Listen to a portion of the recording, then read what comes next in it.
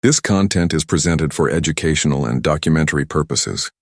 It does not promote or glorify violence or criminal behavior. Los Angeles, 1985. The city of angels starts sleeping with the lights on, doors double-locked, windows checked like a ritual, because someone is getting in, not just to steal, but to turn homes into a stage for terror. He would say, "Hail Satan," in front of the cameras, like he wanted to be more than a man. But behind the performance there was something colder, a pattern of break-ins, violence, and control that sent California into panic. Richard Ramírez wasn't just a serial killer. He was a case where media, fear, and psychology blended until the whole city felt like part of the hunt. And when his face finally appeared, the question changed. Was it belief? Or was it just a mask made to scare? Part 1. Opening the case file. Los Angeles, mid-1980s. The city that sold dreams to the entire world also carried, behind the glowing signs and the hillside mansions, a day-to-day reality of urban anxiety. It was a sprawling metropolis shaped by inequality, racial tension, the drug crisis, and a shared sense that the streets, and sometimes even the homes, weren't as safe as they looked. In many parts of the county, barred windows, outdoor lighting, and guard dogs weren't a luxury, they were routine. Back then, crime wasn't an abstract statistic. It had a sound, sirens cutting through the early hours, helicopters overhead, local news leading with another attack, and neighbors whispering at the gate. And when fear becomes a habit, the whole city changes its posture. Doors get locked earlier, streets empty out at night, and any noise, a snap, a footstep, a piece of glass, starts to mean threat. It's in this setting that in 1984, and especially throughout the summer of 1985, a string of violent crimes begins to take shape as a pattern, but a strange one, fractured, almost chaotic. There wasn't a single type of victim. There wasn't one exclusive neighborhood. There wasn't a consistent method. What there was instead was the feeling of randomness. And to the human mind, randomness is one of the most powerful forms of terror. Because if it can happen to anyone, then no one is safe. The press tries to name the nightmare like it always does. First come local labels: Valley Intruder, the walk-in killer, nicknames meant to give shape to what was still unclear. But soon one name takes hold, with the force of a movie title: Night Stalker, the stalker of the night. And from that point on, it wasn't just a police investigation, it was a social phenomenon. The nickname Night Stalker wasn't just catchy. It described the kind of fear that was spreading. Fear of the invisible intruder. Fear of an attack that began inside the home, in the space that was supposed to be the last line of safety. The feeling was that night didn't open up possibilities. It took away protection. And when protection disappears, imagination fills the void with hypotheses that get more and more terrifying. During that period, news coverage played a double role. On one hand, informing the public was necessary: alerts, descriptions, calls for tips. On the other, the way that information spread, headlines, photos, attack maps, rumors, amplified the panic. The media turned the criminal into a constant presence, almost omnipresent. He was in the morning paper, on the nightly news, in grocery store conversations, in bars, in school hallways. And when a case becomes daily talk, the entire city starts acting like it's living under siege. Meanwhile, inside police departments, the puzzle was brutal. Investigators had to answer questions that felt impossible. Is it one attacker? Is it several? Is it someone local or someone passing through? The crimes crossed different areas, with different jurisdictions, requiring information sharing at a time when that was far less automatic than it is today. There was the effort to connect evidence, compare accounts, cross-check details, and at the same time, there was public pressure for police to give an answer quickly. The case took on an almost cinematic dimension because it had every ingredient of a high-tension manhunt: nighttime crimes, silent break-ins, victims with varied profiles, clues that seem promising but don't quite close the loop, and an entire population that starts to feel like part of the investigation. whether by watching the streets, buying guns, installing alarms, or simply staying awake. In some neighborhoods, fear turned into improvised patrols. In others, into suspicion. Any stranger could be him. And there was also a symbolic element which the media leaned into, reports of behaviors and markings associated with Satanism. For many people, that added a supernatural layer to the terror, as if it weren't just a criminal but some kind of urban monster. In practice, that kind of narrative often distorts the focus. Instead of asking, how do we prevent this and catch him, people start asking, what kind of evil is this? And when evil becomes myth, it scares more and explains less. It's with that backdrop that this documentary opens the file. This is the case in which one of the largest metropolitan areas in the United States began sleeping on high alert, and in which the investigation had to race against an enemy who seemed to have no logic, no boundaries, and above all, no face. For months, the Night Stalker was a shadow, a name, a fear with legs, until, at some point, the shadow began to take shape. And when it did, the entire city was already in it. Part 2. The mind behind the crimes. To understand why the hunt for the Night Stalker felt for months like a fight against a ghost, you have to look at the man behind the nickname. Not as a myth, not as a character, but as a real individual, shaped by a dangerous mix of domestic violence, early exposure to horror, chemical escape from reality, and an adult life with no roots. Richard Ramírez was born in El Paso, Texas, on February 29, 1960, under the name Ricardo Leyva Muñoz Ramírez. The son of Mexican immigrants and the youngest of 5 siblings, he grew up in a family structure where discipline and affection didn't always come separately. Repeated accounts point to an explosive father, with episodes of aggressiveness and an unstable home environment, the kind of setting where childhood stops being a place of protection and becomes a field of emotional survival. On the surface, that can sound like just another hard story.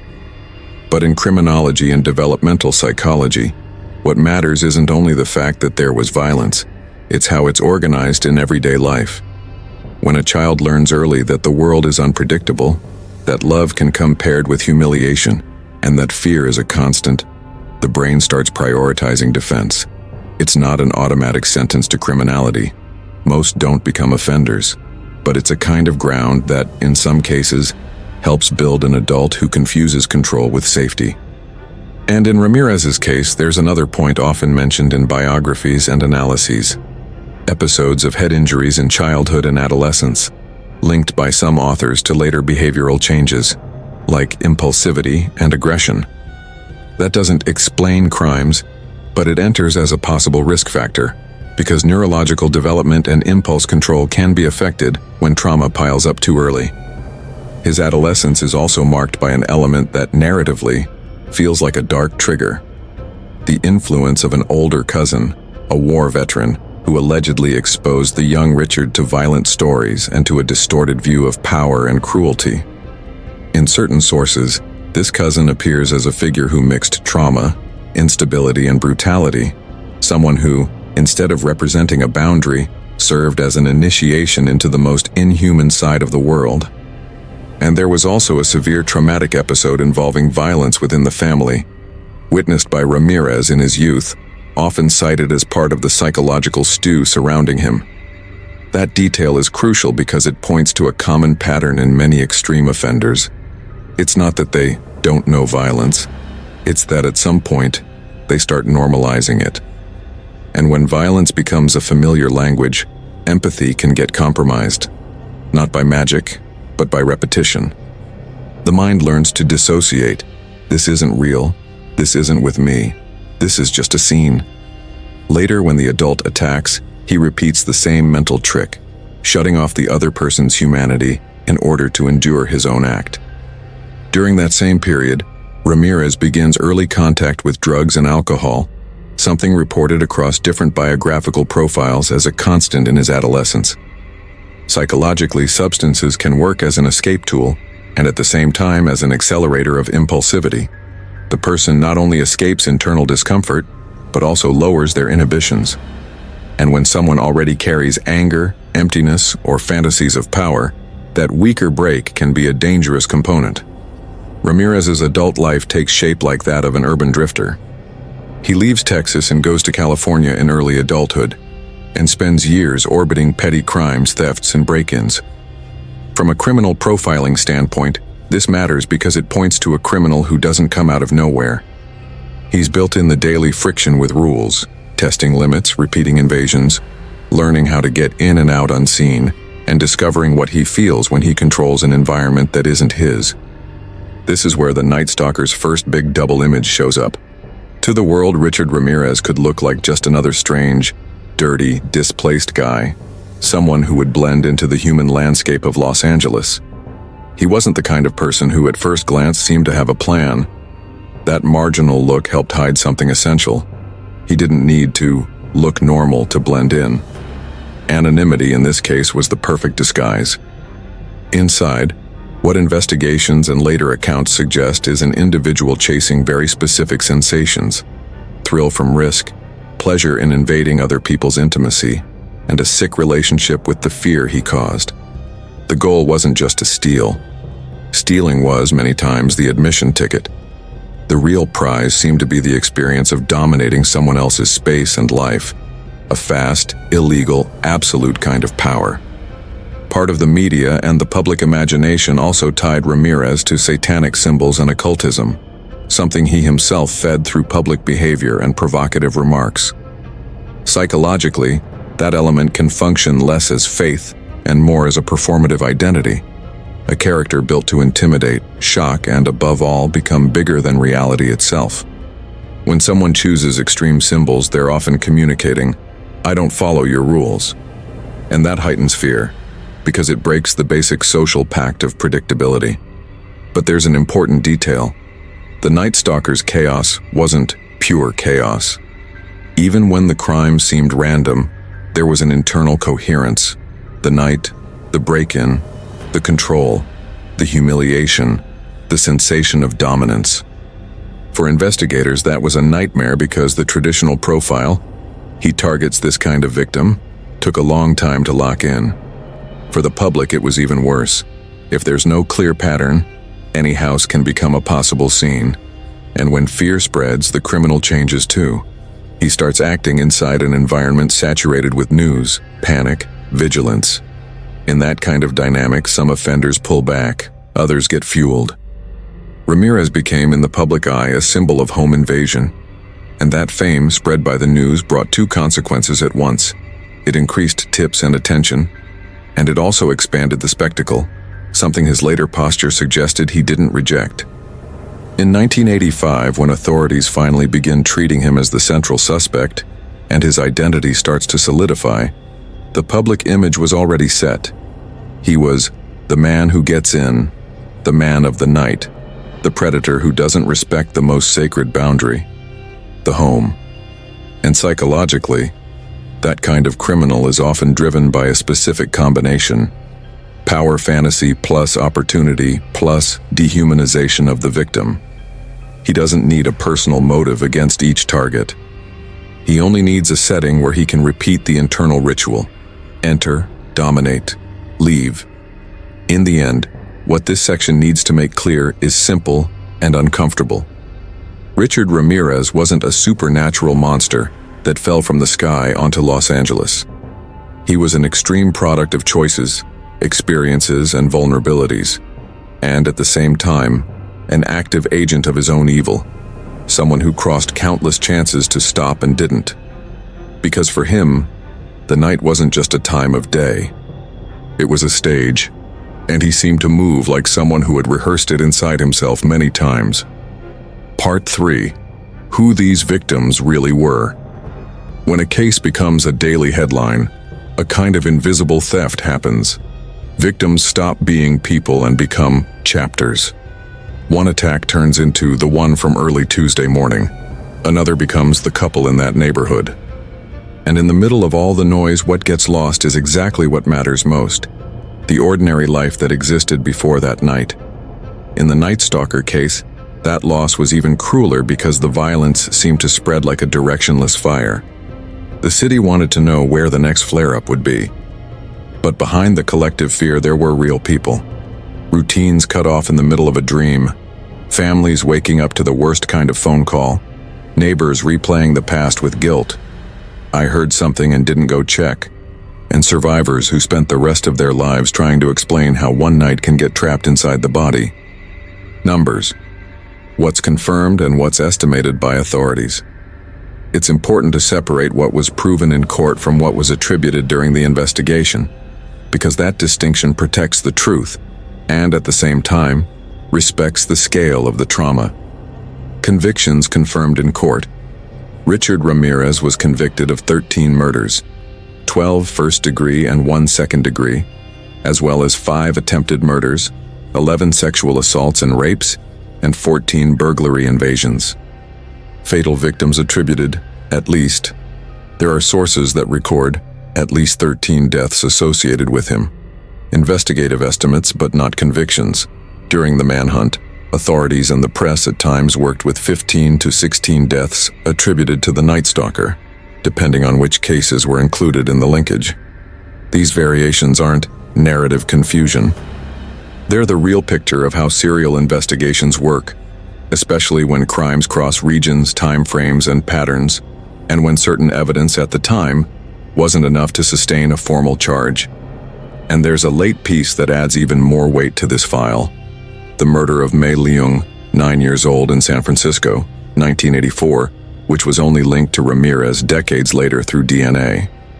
That changes the atmosphere of the case because it shows that even when the city thought the nightmare was over, there were still stories sitting unnamed in the files, waiting for a technology, a test, a forensic breakthrough to finally find the person responsible. The victim's profile broad enough to paralyze a city. The Night Stalker's terror didn't come only from what he did, but from who he hit. There was no safe group. There were women and men, couples, elderly people, and also a child. There were victims in different neighborhoods and different social realities. That shattered an essential illusion, that it was enough to not be out late, or not get involved with dangerous places. The main stage was somewhere else.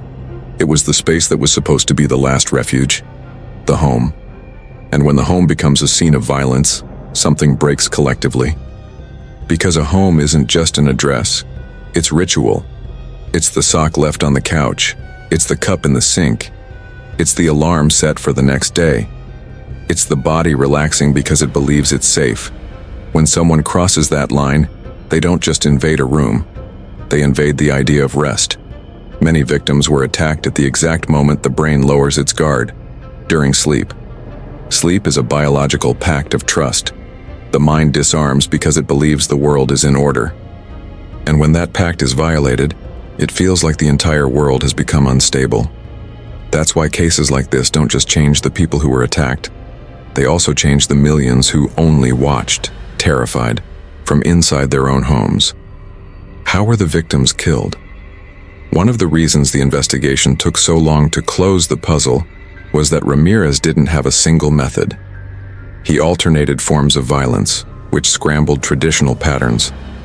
Among the attributed deaths in tried crimes, these repeatedly show up: gunshots, often in the context of nighttime break-ins, knife attacks, beatings with blunt objects, and, in some cases, strangulation. That variety isn't just a technical detail. It says something about the mind behind the crime. The tool changed, but the core stayed the same. Dominate the environment, dominate the victim, turn the home into his territory for a few minutes. The method was flexible because the emotional goal was fixed. Survivors. The number that doesn't make the headline beyond the deaths. There were survivors. People who fought back, escaped, or were left alive after assaults and robberies, and who went on to carry a specific kind of trauma, having seen the face of danger and still having to keep living. For the investigation, their accounts were essential to build descriptions and link patterns. For the victims, it was the start of a life with new rules, checking locks over and over, waking up at any sound, measuring the distance to the door, avoiding sleeping in the dark. What united these people? They weren't a type. They were human, and because of that, vulnerable to a predator who fed on opportunity and fear. What united them was the chain reaction, Families torn apart, neighborhoods on alert, kids sleeping with the lights on, people who never again could hear a window creak without their heart speeding up. In the end, the Night Stalker case isn't only about how many lives were taken, it's about how many lives were altered. Because beyond the deaths, there were victims of sexual violence, there were survivors, there were entire communities living in a state of vigilance. And that is also part of the number, a number no statistic can fully translate. Part 4. Behavioral Signature. The Night Stalker became a borderline case for any investigative manual because his modus operandi looked, at first glance, like a contradiction, a predator with a pattern, who used the lack of a pattern as a weapon. Richard Ramírez mixed break-ins, theft, sexual violence, and homicide in ways that blurred obvious links between incidents. And yet, underneath the apparent chaos, there was an internal logic, a kind of psychological ritual repeated with variations. The first pillar of that ritual was timing. Night wasn't a detail, it was strategy. The early hours meant fewer witnesses, less movement, victims asleep and disoriented, and a kind of silence that amplifies terror. In case decisions and accounts, he's described as responsible for midnight break-ins, invasions that exploited the moment when the city let its guard down. The second pillar was access to intimate territory, the home. Ramírez didn't approach on the street as a rule. He broke into private spaces and turned the home into a scene of control. Entry points varied: unlocked doors, windows, back doors, and that operational flexibility is part of the profile. He didn't rely on one single way in, he relied on opportunity. That fed the collective feeling of bad luck. If the door isn't perfectly secured, the house becomes vulnerable. The third pillar was predatory mobility. He moved through different neighborhoods, and at certain points through different regions, multiplying the challenge for authorities. Different jurisdictions, different teams, uneven information flow. Instead of hunting in one area, he spread fear like he was testing the reach of his own anonymity, and by doing that, he helped build the image of an omnipresent attacker. The fourth pillar, and this is where the investigation finds its first concrete signature, was repeated physical trace evidence even when he tried to be invisible. One of the most important links between scenes was an Avia sneaker, with a tread pattern associated with multiple attacks. Sources and analyses of the capture highlight how often that evidence came up, including mention of shoe size in later reporting. That footprint is symbolic for a reason. It shows how a criminal can seem like a ghost and still always leave something behind.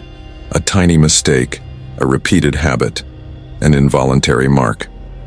In serial cases, the devil lives in the small details, and small details end up becoming a map. The fifth pillar of his modus operandi was the variation in instruments of violence, something that confused both the public and investigators early on. Across different crimes, he alternated firearms, including records of a .25 caliber pistol in some attacks, knives, sometimes taken from inside the very home he invaded, and assaults with blunt objects. That switching doesn't mean there was no pattern. It means that for him, the tool was secondary. The goal, dominance, and terror stayed the same. The sixth pillar was control of the body and the gaze. Survivors reported being ordered not to look at him, being physically restrained with bindings, and in some cases the use of items like handcuffs and ties, fabric to restrain victims. The press at the time and trial accounts indicate the task force recognized recurring signatures, including restraint and specific injury patterns in part of the incidents. What matters here, behaviorally, is the meaning. It wasn't enough to steal. The victim had to be reduced to a state of powerlessness. The seventh pillar, and maybe the most disturbing, was the psychological performative component. Verbal intimidation, humiliation, and an insistence on elements linked to Satanism. There are records of episodes in which he demanded that victims swear by Satan or use that kind of language to increase fear and submission. This shouldn't be read as mysticism in itself, but as a tool of domination. The message was, I have no moral limit, you are outside any rule. And when someone convinces a victim there is no rule, He increases control without needing to use force the whole time. The eighth pillar was the parasitic economy of the crime. After breaking in, he would often rummage through drawers, jewelry, cash, valuables, theft functioning as practical motivation and also as part of the power scene. The trail of burglaries and stolen cars shows up repeatedly in the case timelines. And this is where the modus operandi begins to connect to the investigation in a way that becomes fatal for him. At a certain point, an abandoned, stolen car produced a fingerprint that helped identify Ramírez and allowed authorities to make his image and name public. Finally, there's the element that turns a string of crimes into a media character. The message left for the world. In one of the attacks, there's record of him identifying himself as the Night Stalker, and of phrases meant to ensure fear would spread. It's as if he didn't just want to hurt victims, he also wanted to occupy the collective imagination. And when the media amplifies that, the criminal becomes a symbol that paradoxically helps police, more attention, more tips, and helps the attacker, more terror, more fame. In the end, the Night Stalker's modus operandi can be summed up like this: nighttime break-ins, opportunity, control, performative terror, a fast escape with variable methods and a constant emotional signature, the need to dominate, to humiliate, to turn the home into a stage. And it's exactly that combination, mobility, apparent randomness, and repetition of fixed points, like the footprint in certain behaviors, that made the hunt evolve from diffuse panic to a concrete target. Part 5. The investigation and the hunt for the mind behind the crimes. In every major manhunt, there's a moment when fear stops being fog and becomes a trail. In the Night Stalker case, that moment didn't arrive as a clean, elegant eureka. It came as a slow accumulation of small clues found on different nights by different teams under rising public pressure. And that by itself was already a problem. A predator operating across multiple areas forced police and departments to stitch information together in a time when that stitching was more manual, more vulnerable to noise and to institutional ego. At first, the chaos was real. The scenes looked similar in impact, but not in method. There were break-ins with theft. There were sexual assaults. There were deaths by different forms of violence. To the public, it looked like anything can happen. To investigators, that variety delayed building a clear profile, because the obvious pattern, a fixed victim type, a fixed weapon, a fixed neighborhood, simply didn't exist. Even so, the investigation began to find what criminologists would call invisible consistencies. Not what he did in detail, but what he was trying to repeat. The night, the house, the silent entry, the control. This kind of behavioral reading, looking at the psychological function of the act and not only the technique, helped link incidents that, on paper, seemed disconnected. The first major stitch line came from the ground. At certain scenes, investigators found a specific trail. Footprints linked to an Avia sneaker showing up repeatedly in different locations. There were cases where the same kind of mark was found across multiple incidents tied to the series, helping support the idea that these weren't random crimes by different criminals, but possibly a single attacker moving through the region. And here comes a cruel irony. One of the most common human failures in big investigations.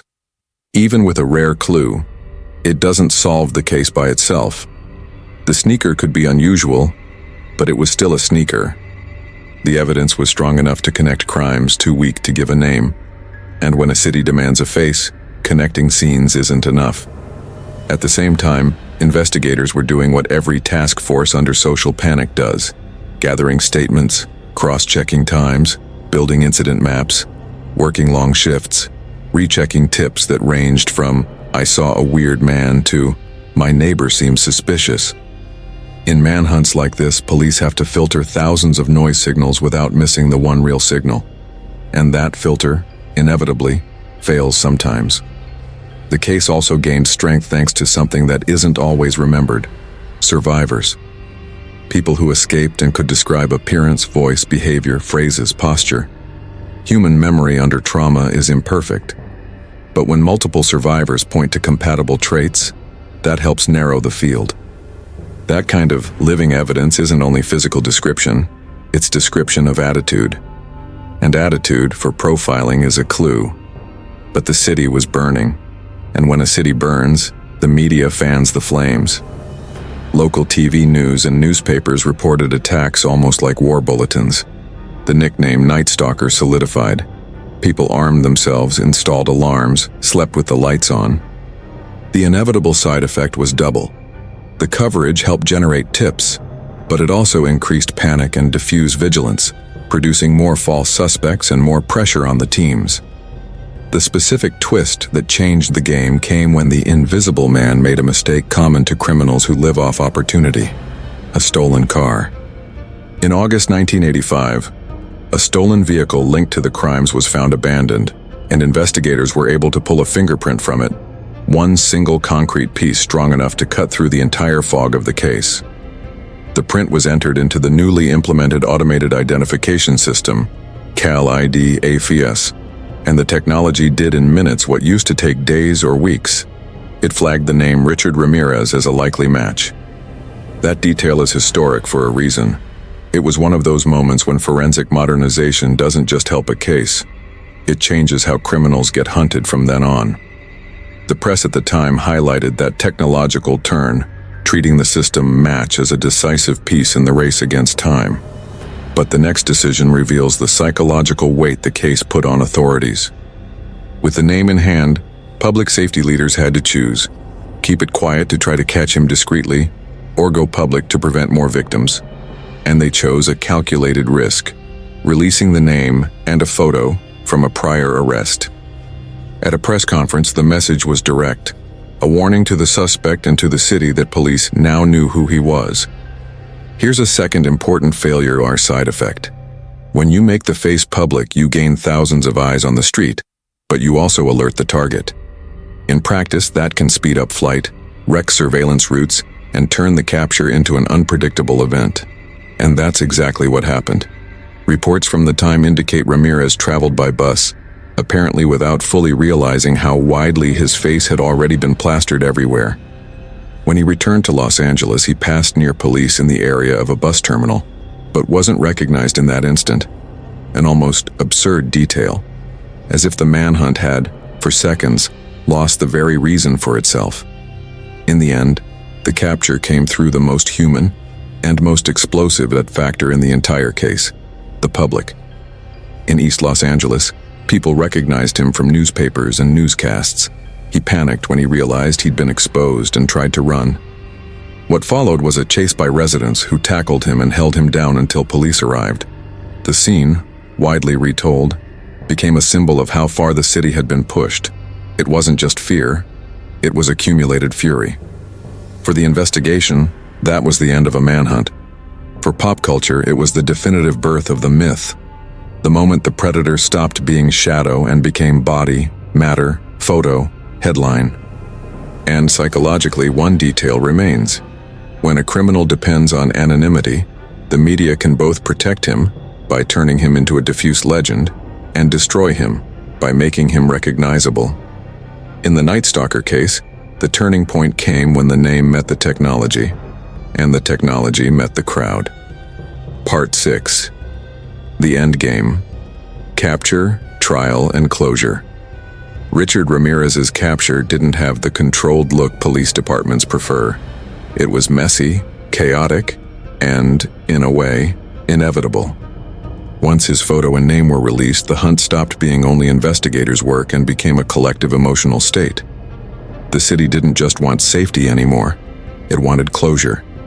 And that closure came at the hands of ordinary people.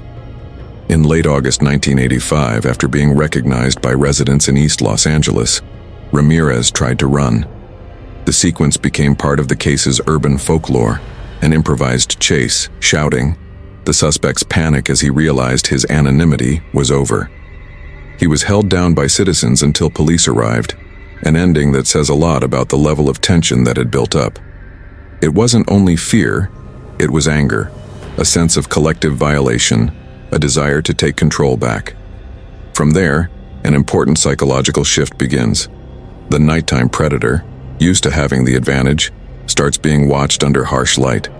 First, in police stations, then in a courtroom.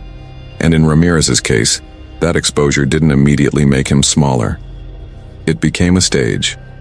Not long after the arrest, at an initial hearing, he entered the courthouse under escort and, in front of cameras and reporters, delivered one of the moments the press replayed the most. He shouted, "Hail Satan," as he was being led out of the room. The phrase wasn't a slip. It was performance. A message to the media and the public. You don't shame me. I turn this into a symbol. That kind of attitude, from a behavioral standpoint, usually serves three functions. 1.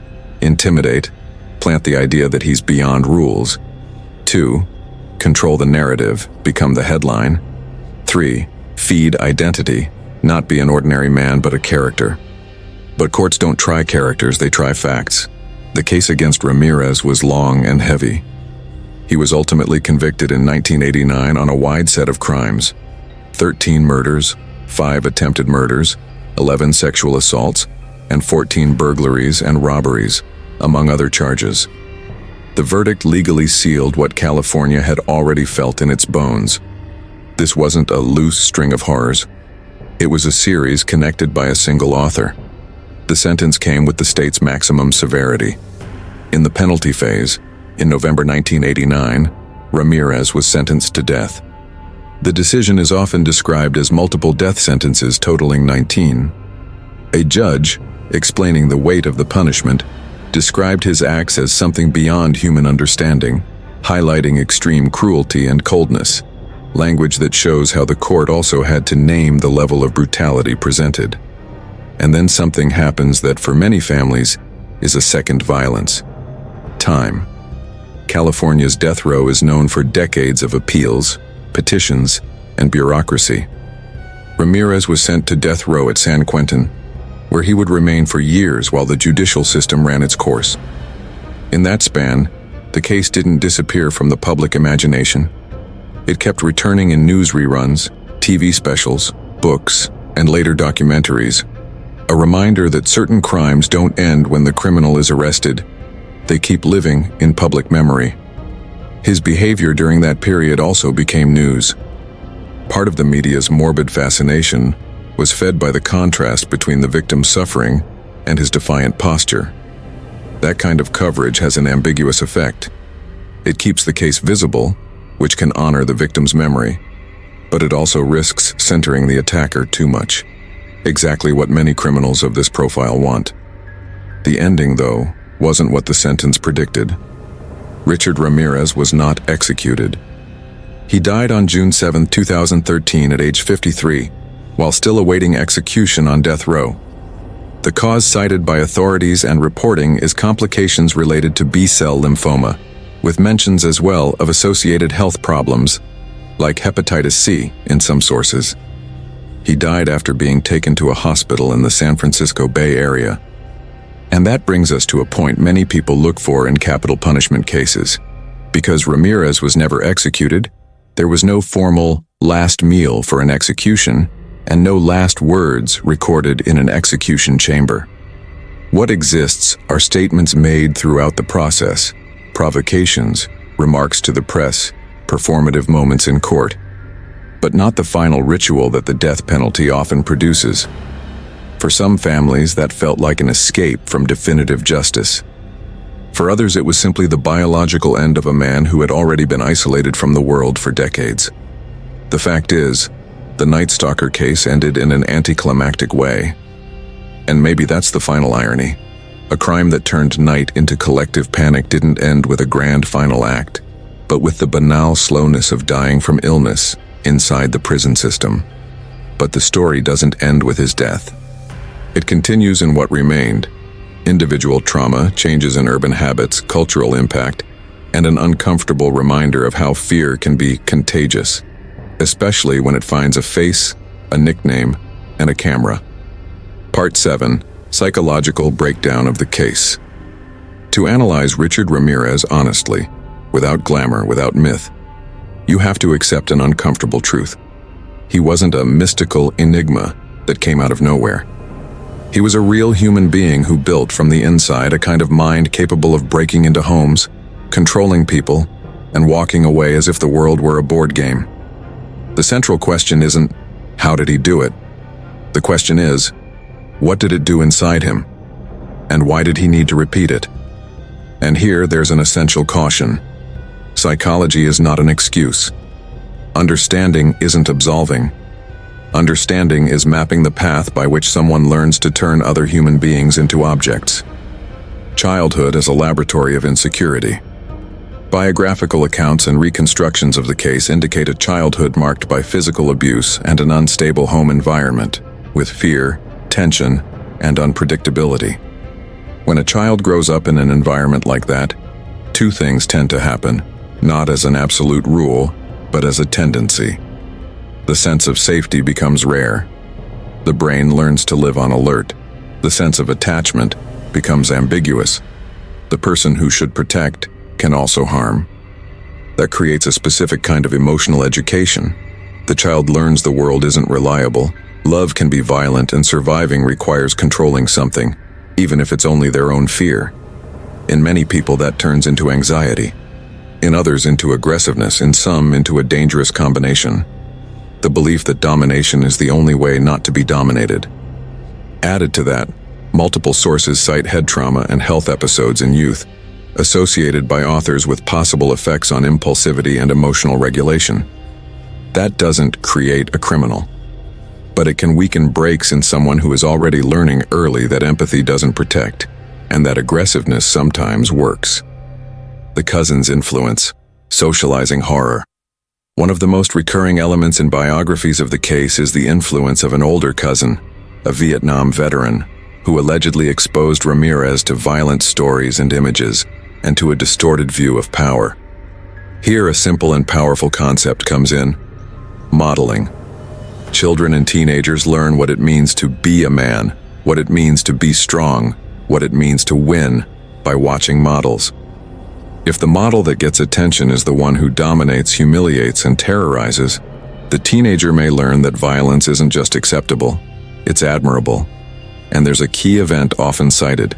When Ramírez was around 15, he allegedly witnessed that cousin kill his own wife during a domestic argument. That's a possible turning point for two reasons. 1. Emotional dissociation. The mind, to survive the shock, shuts off feeling. 2. Normalization. The impossible becomes something that happens. In some accounts, Ramírez himself reportedly spoke about that episode with coldness, as something more fascinating than traumatizing. If that's true, it's an important sign. When someone reacts to horror with curiosity instead of grief, there's often a growing empathy failure, or a psychic defense so rigid it won't let feeling in. Adolescence and drugs, escape and fuel. Early substance use appears as part of Ramírez's trajectory. Psychologically, drugs can play two roles at the same time. 1. Anesthesia. They dull shame, fear, emptiness, anxiety. 2. Disinhibition. They lower brakes, increase impulses and grandiosity. When a person already carries aggressiveness and power fantasies, disinhibition becomes gasoline. The individual doesn't just have intrusive thoughts, he starts to feel capable of acting them out. The criminal before the serial, the silent training before becoming the night stalker, Ramírez was already moving through thefts and break-ins. And that matters a lot because breaking in isn't just a property crime. In some profiles, breaking in is a rehearsal of control, entering without permission, violating boundaries, proving to yourself you can step over the world. It's as if other people's homes become a training stage. The intruder learns to read doors, shadows, routines, schedules, habits, learns to feel pleasure in being where he shouldn't be.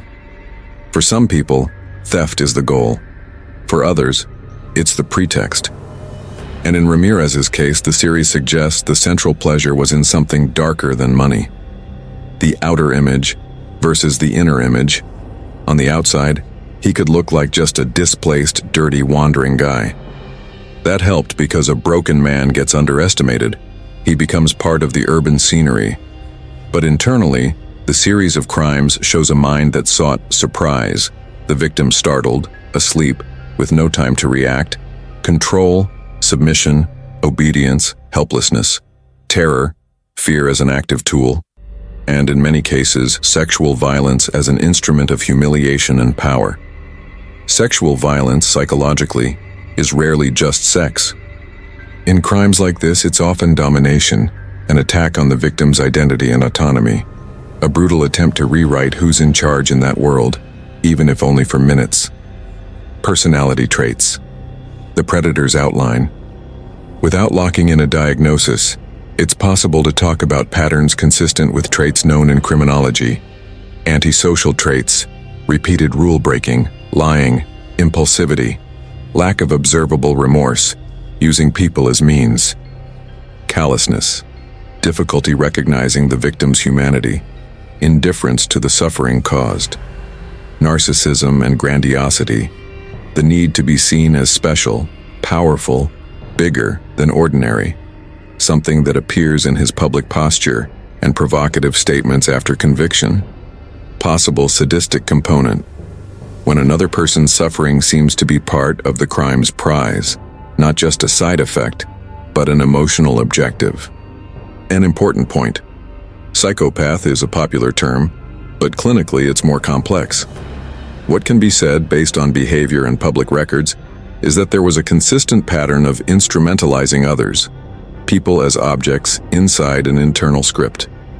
Declared motivation versus hidden motivation publicly, Ramírez fed a narrative of Satanism, evil, and defiance.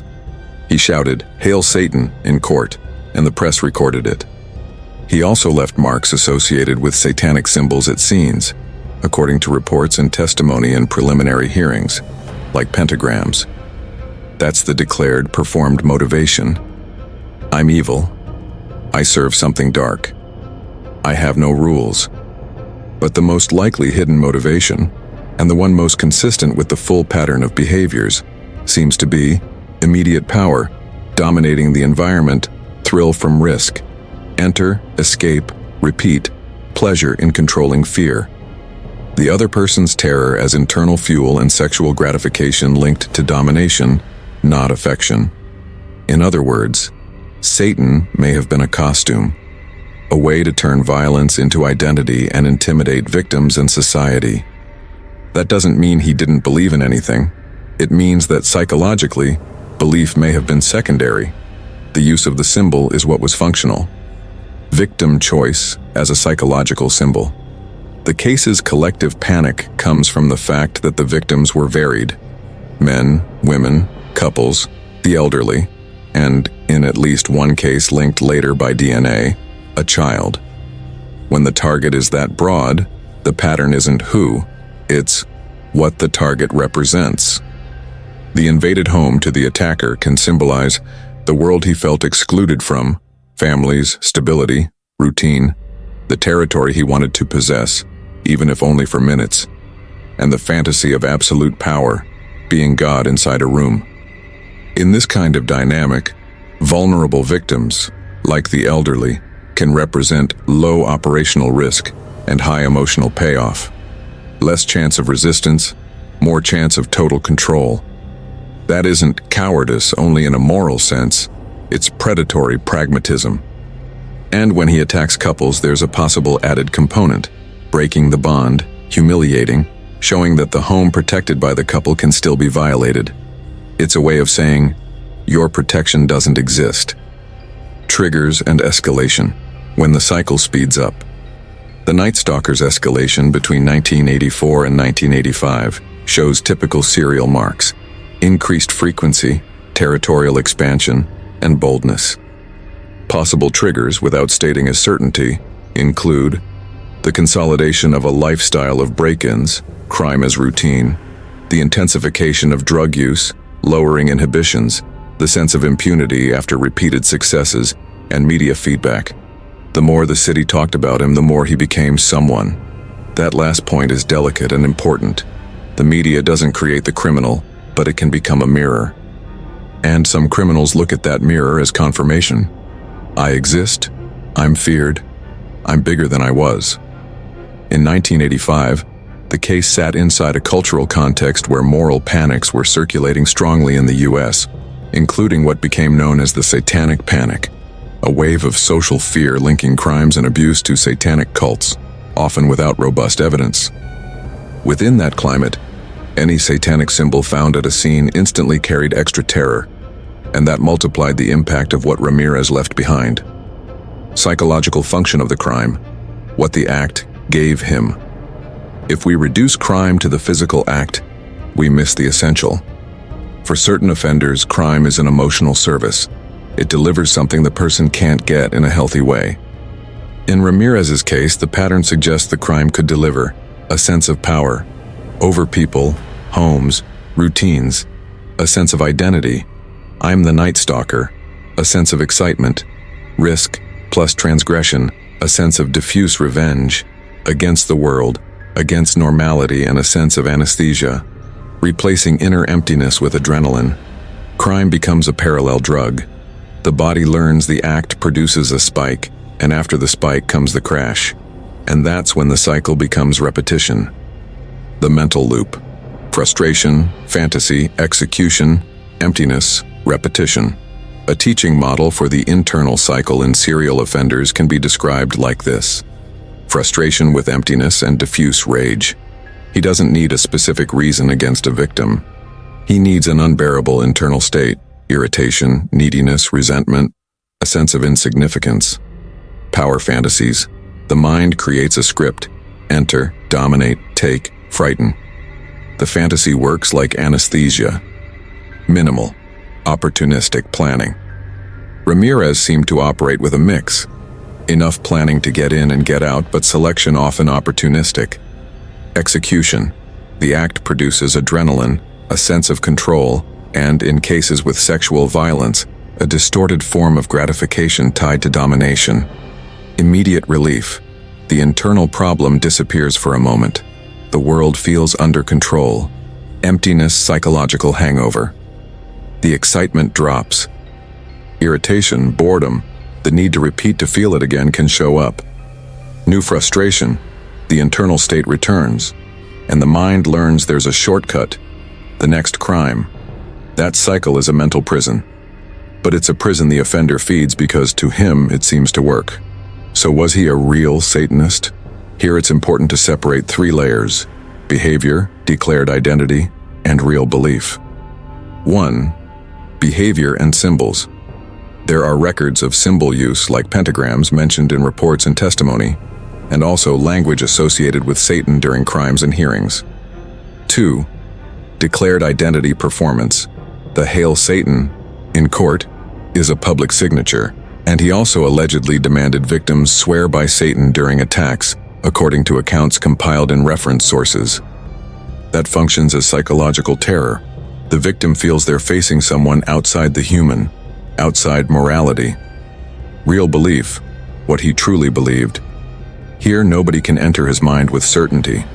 What can be said is, he cultivated a fascination with Satanism, occultism, and used it as an instrument of identity and intimidation. And there's an important point.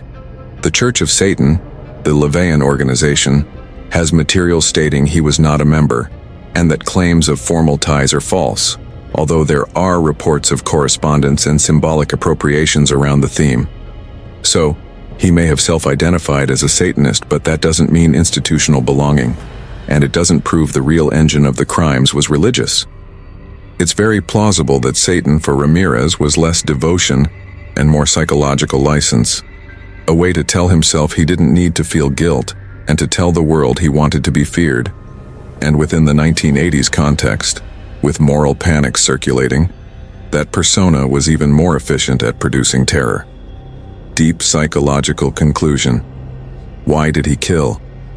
The question, why did he kill, usually comes loaded with a secret hope that there's a simple motive that fits in a label. In Richard Ramírez's case, what shows up is more unsettling.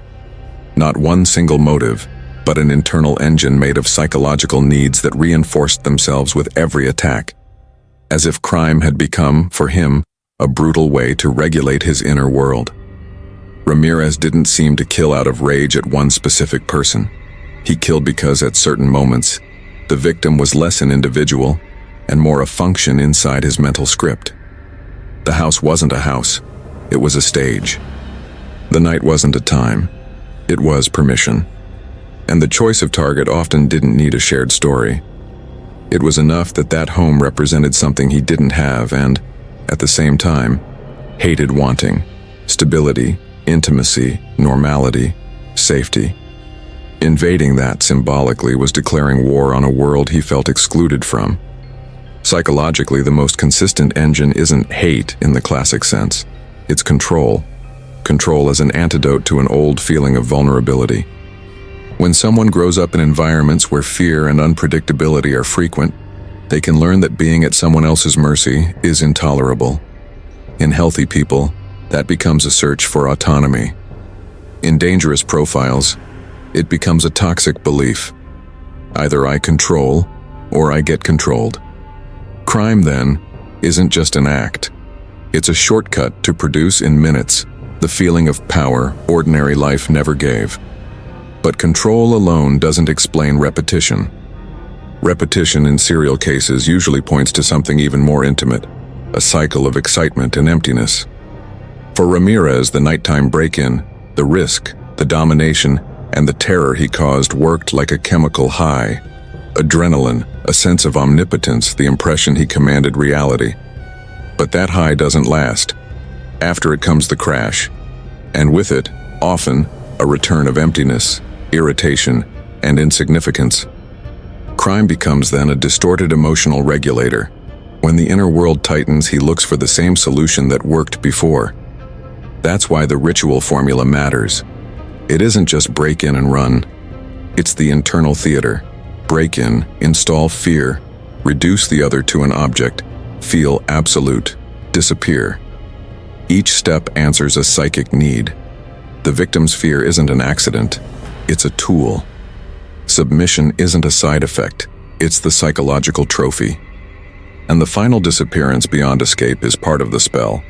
Getting away reinforces the central fantasy of impunity and superiority. I slip through the world's cracks and no one reaches me.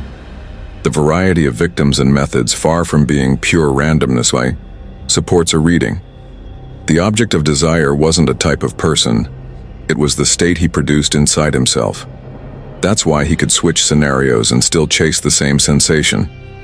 When the victim changes but the internal effect repeats, the crime approaches a compulsion, not in the sense of total absence of choice, but in the sense of a mental habit that strengthens. With each repetition, the moral barrier erodes a little more. Empathy doesn't vanish all at once. It can be shut off through training, first in small crimes, then in break-ins, then in more extreme violence. It's an escalation of desensitization. And where does Satanism fit into all of this? As a psychological clue, it can be read less as theology and more as an identity mechanism. Saying "Hail Satan," using symbols, building a demonic aura that works like narrative armor. Armor that serves three roles at once. Intimidate the victim, don't expect humanity from me. Shock society, I'm the nightmare you fear. And perhaps most intimately, justify his own violence to himself. If I am evil, then I don't have to feel guilt. In other words, Satan may have been the perfect mask to legitimize what he already wanted to do, and to turn an ordinary man into a character bigger than his own mediocrity. At the core, the hardest conclusion is this: Ramírez seems to have killed because crime gave him, immediately and repeatably, a combination of power, excitement, identity, and anesthesia. And because inside his mind, the other person was no longer fully perceived as a subject. They were an instrument, a breathing set, a piece he moved to feel something, and for a few minutes not feel what was eating him from the inside. And that's exactly what makes the case so frightening even today. There's no magic, no supernatural force. There's a human process of internal degradation, where fear becomes fuel and power becomes addiction. Night for him didn't call like an entity. Night only offered enough silence for the fantasy of dominance to feel real. Part 8. The Final Reckoning, Lessons from the Darkness. When the city finally saw the face behind the nickname, it wasn't just an arrest. It was a symbolic rupture. For months, Los Angeles and parts of California had lived as if the night had become an entity, a presence that slipped in through cracks, through predictable routines, through seconds of distraction. The capture ended the active series, but it didn't automatically give back what had been taken. The feeling that home is inviolable.